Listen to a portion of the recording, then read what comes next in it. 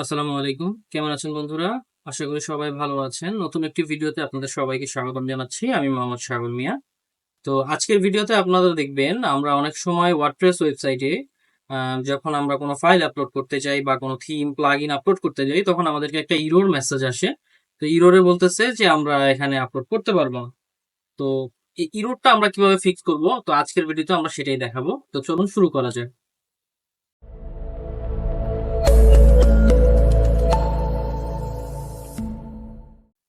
তো সর্বপ্রথম আমরা আমাদের ড্যাশবোর্ডে চলে আসলাম। ড্যাশবোর্ডে আসার পর আমি যদি এখান থেকে একটা থিম আপলোড করতে চাচ্ছি, অ্যাড নিউ থিম, এখান থেকে যদি আমি আপলোড থিমে ক্লিক করি, এখান থেকে যদি আমি একটা থিম চুজ করি, আচ্ছা আমি গ্রিন মার্ট দিয়ে দেখাচ্ছি। হ্যাঁ, এখানে গ্রিন মার্ট আছে। গ্রিন মার্ট থিমটা যখন আমি এখানে ইনস্টল করতে যাব তখন আমার এখানে শো করবে যে এরকম একটা ইরোর আসবে, এরকম বা অন্য কোনো রকম ইরোর আসতে পারে।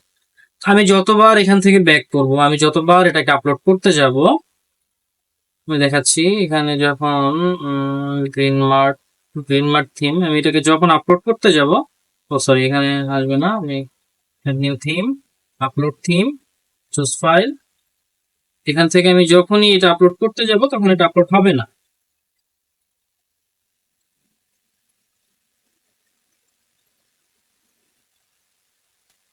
এখানে সেম ইরর আসতেছে যে the link you followed has expired, please try again. মানে এরকম ইরর আসবে, এরকম বা অন্য কোনো রকম ইরর আসতে পারে। তো এইটা মূলত আমরা কিভাবে ফিক্স করব?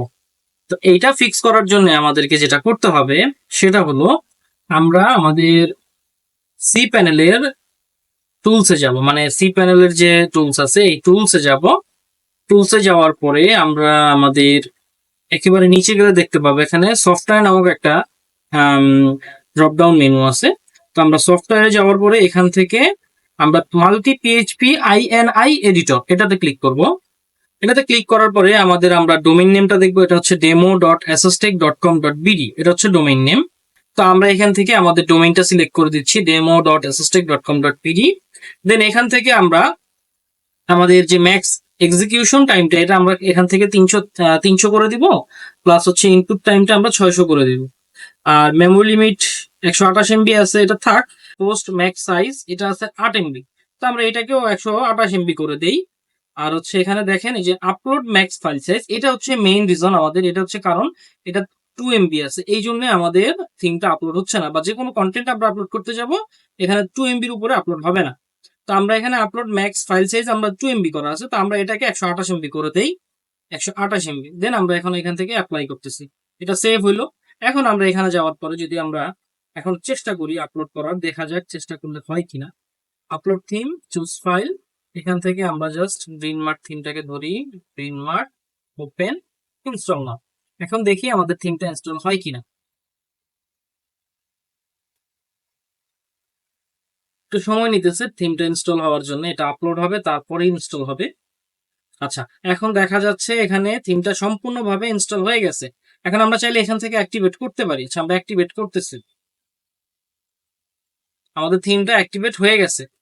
তো মূলত এই ছিল আজকের ভিডিও। আমরা দেখলাম কিভাবে আমরা ইরর ফিক্স করতে পারি আমাদের আপলোড, যে আমাদের যে কোনো কোনো কিছু যদি আপলোড করতে সমস্যা হয়, থিম হোক, প্লাগইন হোক, অথবা যে কোনো ফাইল হোক, আমরা যদি আপলোড করতে সমস্যা হয় সেক্ষেত্রে আমাদেরকে বুঝতে হবে যে আমাদের এখানে ম্যাক্স ফাইল সাইজ যেটা আছে এটা হয়তো বা লিমিট কমানো আছে, অথবা আমাদের এক্সিকিউশন টাইমটা কমানো আছে, যার কারণে এটা লোড নিতে পারতেছে না।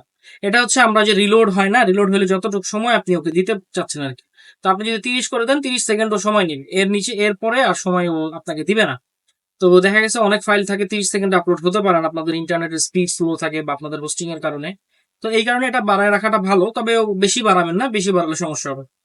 তো এই ছিল আজকের ভিডিও। আমার ভিডিওটি যদি ভালো লাগে অবশ্যই ভিডিওটিতে লাইক দিবেন, এবং আপনি যদি আমার চ্যানেলে নতুন দর্শক হয়ে থাকেন তাহলে চ্যানেলটিকে সাবস্ক্রাইব করে পাশে থাকবেন।